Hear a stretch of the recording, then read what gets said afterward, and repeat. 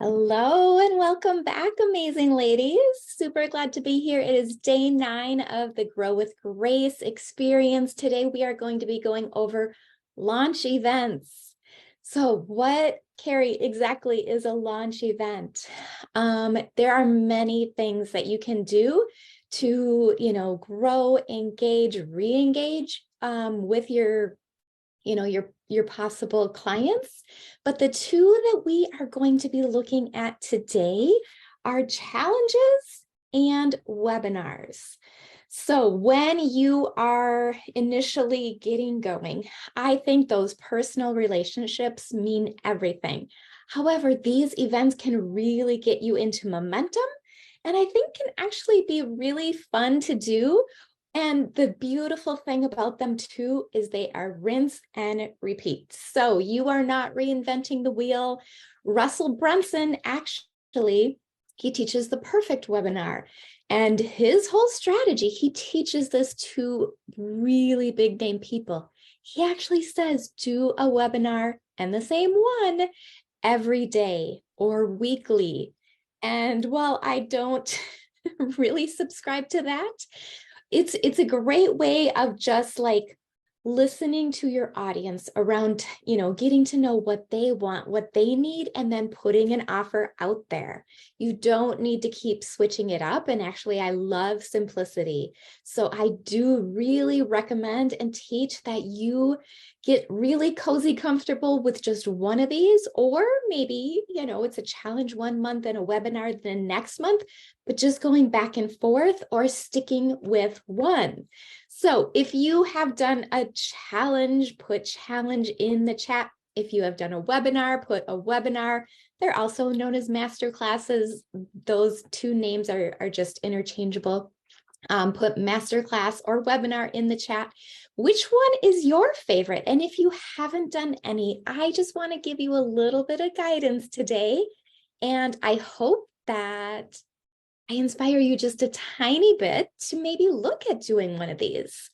So thoughts on these. I think honestly, they both work, but it totally depends on who you serve and how God made you, both your personality and the amount of time that you have. Are you still working? Can you devote, time to doing a challenge every single day?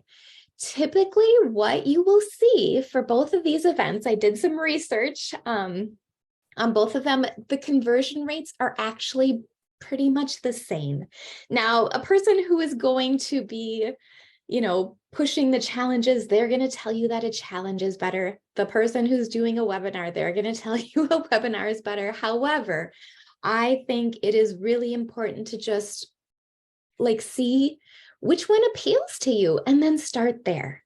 So we can typically see a 3 to 5% conversion rate with brand new people. These are a cold audience. So if you have 100 people who are showing up to either your challenge or your webinar, I'd say you could expect to have 3 to 5 of those convert into paying clients. For a warmer audience, which just means that they know you, they have kind of built a little bit of the know, like, and trust, you're going to see a higher conversion rate, and this can be about 6 to 8%. So just know that that's pretty typical. Okay, so I'm going to highlight pros and cons of a couple different things for both the challenge and the webinar. So challenges, they give you a lot more opportunity for nurturing your audience, for the interaction, right? You and I have been, over these last 9 days, I've been able to see, okay, this person is responding. I am reaching out. I am replying to what they are saying on the web or on the challenge days, so that hopefully you're feeling like you know me a little bit more. I want to make sure that each person who is commenting, who is showing up, that you are feeling heard, you are feeling seen, and that you feel like you have a little bit better sense of me and what I do. So this really, it's kind of the whole taste and see. principle that God talks about. So I think this is great for newer coaches who are really wanting to create their community from scratch. You can leverage this just by posting on, whatever social media platforms, LinkedIn, that you are on. Challenges, they're limited in time. Most of the time, it's a 3-day, a 5-day, a 1-week, or a 10-day challenge. I would definitely not recommend anything more than 5 days the very first time you're doing this. Is actually even 3 days, I think, is great. We want to make sure that we are giving our participants exclusive content, resources, and support during the challenge events. And then when it closes, we're just going to invite our people into, working together. Webinars, however, offer a lot less interaction. It's usually just 1 hour of time, and so there's essentially a lot less nurturing. There's pros and cons to that, So basically it comes down to the amount of nurturing that you feel like your audience needs with you to build that know, like, and trust. So again, with webinar, it is more often just associated with maybe a little bit further seasoned entrepreneurs, brand new coaches. Okay, let me tell you my experience here. I just thought I'm just going to do a 1-hour webinar. You really just teach like the top 3 tips to, for me, I think it was build your coaching business. That's not actually how it works. And it totally flopped. Now I understand, because I have had the education, that you actually have to address things from a psychological standpoint. And it's a really fun and beautiful way to do this. You want to know what a person's thoughts, beliefs, the internal objections, the external objections, whether it's time or money, what would hold them back from working with you. And you're actually addressing those during the webinar. It's not just a 1-hour teaching event. So you have to structure it correctly. Once you do, though, it can be so effective, and obviously it takes way less time. So next thing you need to think about and look at is your personality. Are you an extrovert? Are you an introvert? So challenges, it really leverages the value of vulnerability, of authenticity, and the social nature of extroverts. And it can really quickly expedite the know, like, and trust. Because we're spending time together, you're naturally going to find those, raving fans, ideal clients who are like, yes, I need more of what she has to offer. And then, I just feel like it's a honing experience to find those right fit clients that want to work with you and that you want to work with as well. So it also is a bit more of community involvement, right? Like, have you guys gotten to know anyone else in this challenge? I have encouraged you to support each other. I've seen comments about, oh my goodness, we have a similar niche, like I should reach out.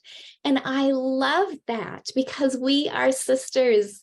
We're all daughters of the king, so that means we're sisters. There is no competition here. We should be supporting, encouraging each other.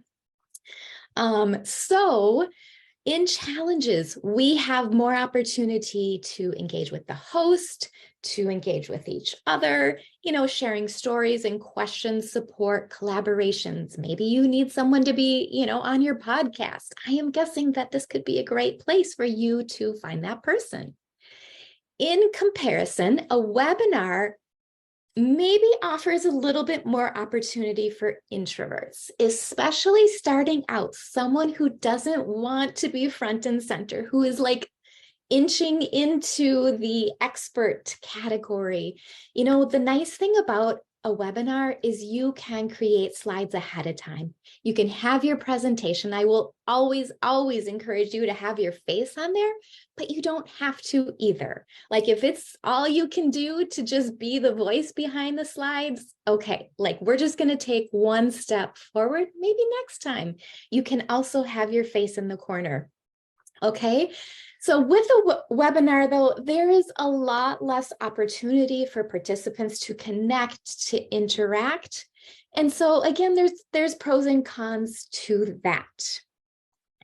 The next point I'm going to address is the flexibility to pivot and change. So again, because both challenges and webinars really leverage the same content, it's just the way that it's distributed differently. With a challenge, we are putting out content daily. It's smaller chunks. You are kind of able to like hear from people. What do they love? What are they kind of quiet about? What do they want more of? What are you getting questions on? And you can very quickly pivot and be like, oh my gosh, I have just heard like 10 different people ask me the same question. Maybe I need to address this. Maybe I need to create a whole entire day to this one thing. And so challenges, again, you're running anywhere from like 15 minutes. I have seen some that go an hour, 2 hours. Ugh. I don't know. I had a mentor that would do 2-hour challenges daily. I would never recommend that. I actually ended up leaving almost every single day because I was like, I just don't have time for this. So that's where I have found that with women, if they are your target market, keeping it between like 20 and 30 minutes daily is ideal. Okay, with live interaction, open feedback, again, we can tweak or pivot our content in real time, tailoring it to what we feel like they want. In the webinar, however, this usually we are pre-planning the presentation ahead of time. This is obviously not something you can change in the middle. You can maybe fast forward through some slides if you're like, I'm not feeling so great about this. However, it's a little bit, it definitely offers less interactions. It's hard to stay concentrated on some slides when you're also reading the comments. So you're probably not as engaging during a webinar. So it can be a little less intimate, a little less interactive. But again, it does mean that webinar content itself can be turned into something that's evergreen. Evergreen just means that, you know, if you and I met today, I could say, hey, go to this webinar, and you are kind of tailoring your whole experience from start to finish in 1 hour. I don't believe that challenges are as easily consumable as an evergreen experience. I'm not sure. I mean, you could put it into a mini course. However, 10 days of, 30-minute trainings is going to take a little bit more commitment. So I do feel like webinars, if you just want to do it one time and then have it, send your people to it again and again, that's a little bit more consumable. However, you're not going to get as high of a conversion rate as when you're doing it live. Okay, so the last thing I want to address are teachers versus sellers. Webinars are often more associated with, a little bit more of expert coaches because of the skill set required to do them effectively.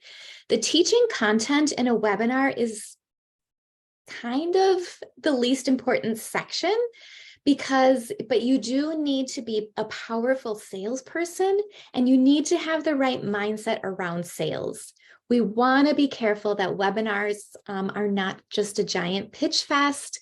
And sometimes if you don't know really how to structure it correctly, it can turn out that way. It can also be challenging to keep attendees engaged and prevent any kind of drop off. They sometimes feel a little more impersonal and lack the sense of a community that a 5-day challenge can offer. In contrast, challenges are great for people who are just natural born teachers. You just really need to be showcasing your ability to teach, the ability to lead people well, that you have a clear process where they can experience little tiny wins along the way. So again, challenges can appeal to coaches who are new because they really do. They create kind of an equal playing ground where expertise and salesmanship is not especially needed. Again, you're building that know, like, and trust. So I am just highlighting 2 events here. There's actually so many more. There's workshops, there are virtual retreats, there's in-person retreats, VIP days. Have you done something else actually that you want to talk about? Okay, now I also said that there was going to be some opportunity for some live Q&A. So I'm going to go to the chat. If you want hot seat coaching, I am inviting you to hop onto Zoom, okay? I'm the only one in here right now. However, if you want to get some coaching, I've asked Ellen to put in the Zoom link. If you guys need that, I can drop it again. Let me know. I'll just put the link. I'll put the link in. We have another 15 minutes that I wanted to use towards that, but I can also go through the live. Sorry, I'm trying to do too many things at once. Okay, if you want to hop on Zoom, the link is in the chat right now, but I'm just going to be going quickly through the Facebook comments. Please put in your questions. I also want to know, just for feedback in general, what have you guys gotten out of this experience? Have there been days where, yep, that was my favorite? Or are you, is this maybe even just your first day? There's someone coming into Zoom. Guys. Hello, hello. I am here for hot seat coaching. If you guys want any questions answered, me to give any kind of information, hello, so good to see you. Let me know. I am here for you. We still have 13 minutes. So, gee, is that the right name? And how it's me, Evangeline. Okay, that's what I was thinking. Yeah, I'm like, short. How are you? I'm good, thank you. Sorry I'm late. There's so many meetings, every day. Just taking my lunch break. So yeah, no problem. So first of all, good to see you again. Do you have any questions for coaching around? I mean, we can go through from day one all the way through today. So from mindset to niche to offer creation to launching. I mean, where are you at? How can I best help and serve you right now?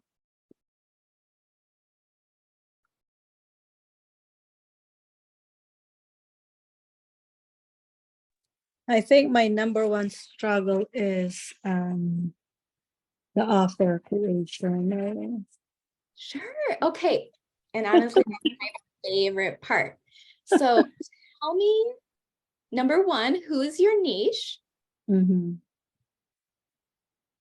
My niche is women who, I think I shared it in one of the chats, who wants to help others, right? With health coaching, but struggle in their own either mindset or health challenges. Yes. Okay, this is so good because it's so near and dear to my heart. All right, so the offer, really, we have 3 options when we kind of think about ways to present this. And honestly, tomorrow I'm going to be talking about a hybrid approach. So you could be doing kind of a 3-tiered offer. What I like to do initially is when you're starting out, I do think one-on-one is really fun. It's a great way to get to know your clients really quickly, know what's going on in their head. Where do they keep getting stuck? And it's and you're going to be able to get that feedback right away because you're not putting something out there and you're like, I hope this connects. You're going to be real time. Like when you're coaching someone, you're going to be hearing, does this work? Do you need more? And so that as you're working through the process with them, hearing what's coming up for them, you can again, develop things in real time when you're like, okay, if they need more mindset, well, all right, I'm going to develop more.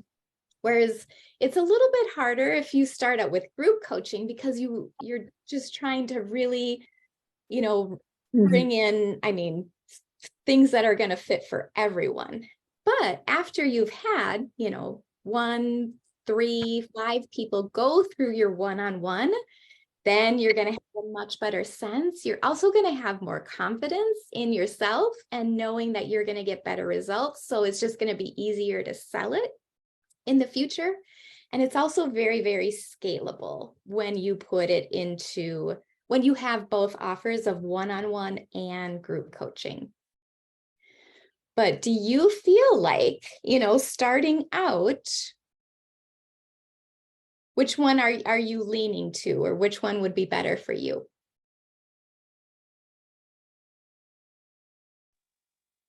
I love group, but I think one-on-one is, like you said, more beneficial. I've done many one-on-ones, and that's also what I do at my job. For patients. Yeah. But my challenge is really honing in the offer, so it's more what they call this, scalable. Yep. Scalable is so important. Okay. So yeah, in that sense, and that's where I think having you could just have a loose program, where you set up the videos, the training, the education, the stuff that you're teaching time and time again, and a person going through that, whether it's one-on-one, or it's group, you have that portal that they can go through, and it's meeting them where they're at. Because a person who's like, yep, I know I want to work with her and I really need to, get my health coaching business out there. I want to start this next week. They're going to go through it much quicker.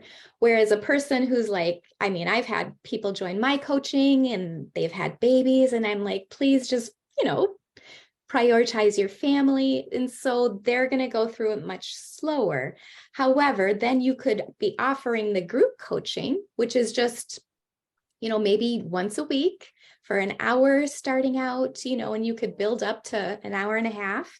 But you could just say, okay, this is where you're going to come. We're going to figure out where you're at, what you need, how to move past any problems, any blocks. We're going to do this together. And then, they just keep going after that. But the training, the teaching, and the education is set up in the videos. So, and then next important question is, so when you are talking about helping others with health coaching who struggle themselves, the pillars. So I know you said mindset is a big one. What are some of the things that you're hearing? Why would they kind of stop themselves from moving forward?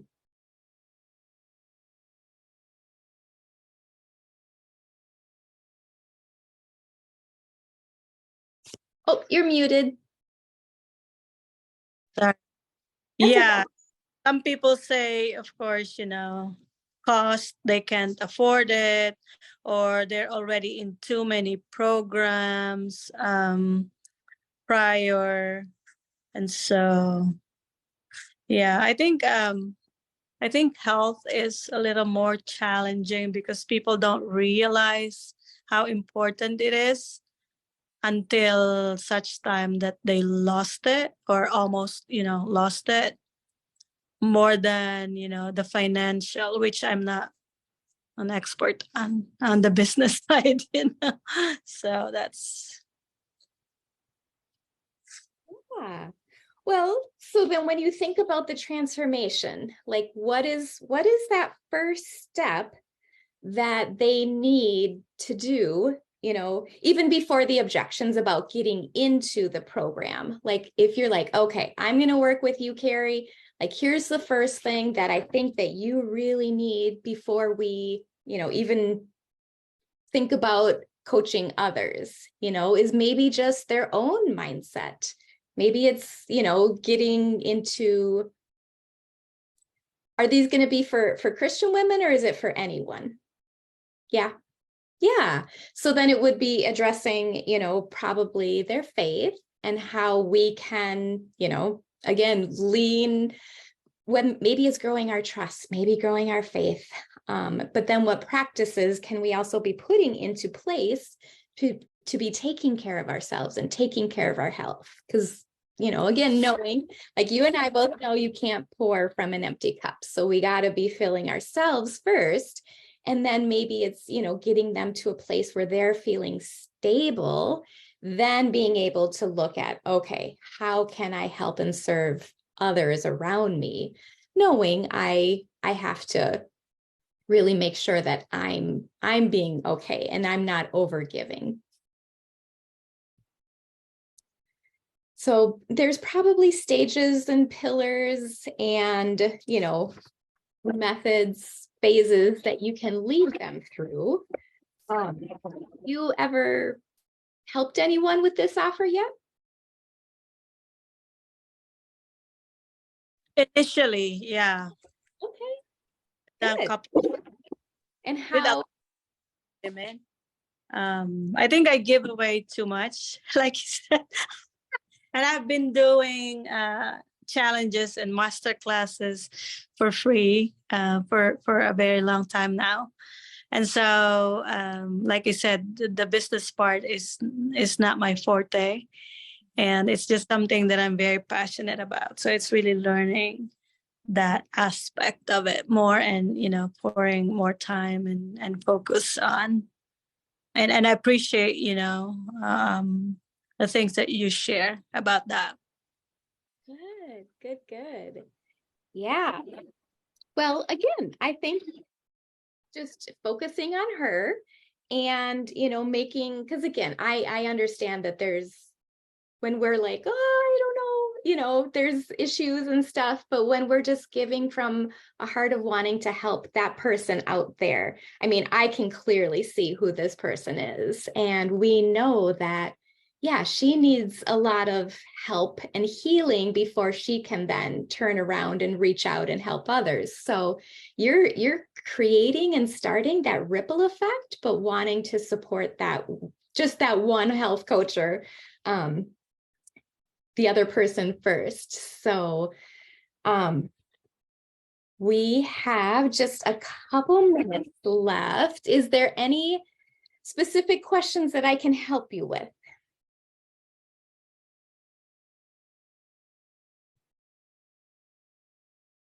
No, you've answered, the questions, and I am able to really reflect and learn from you. So thank you so much also for your grace and generosity, and Good.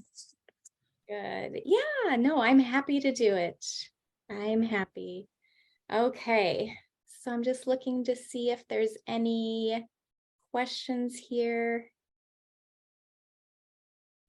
Okay, I'm not seeing any. So guys, tomorrow, it's our last day. I said I was not going to be live streaming into the Facebook group because that's what I was told to do by my coach. However, I've been talking to God about that.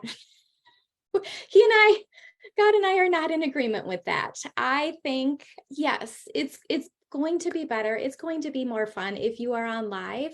But I've been there where either times didn't align. Maybe you're working a full-time job. I do not want to penalize anyone for not being able to be on their live. So for those of you who have been commenting, we have your names together. We are going to be drawing a name live to be offering a scholarship into the Prosperous Coach Mastermind. However, we are going to be offering prizes to everyone who watches the replay by next Wednesday. So I just want to let you know that if you're like, I've been hearing all about this, event that you're doing on Friday, and I can't be there and I'm so bummed. Like, I don't want to penalize anyone. So I always say to be very coachable. However, even if I were to tell my clients to do something, and they're like, yeah, no, God has told me something different, I am always going to say, oh my gosh, listen to him first. So he's the best CEO, business coach we could ever have. So if you can be on here live tomorrow, I would love for you to be on here live. If it's just not possible, there will be a replay. And so don't even worry about that. But if you want to win the prize, please plan on being here. And I think that's all for now. So we'll see you tomorrow. Have a great rest of your day. Bye.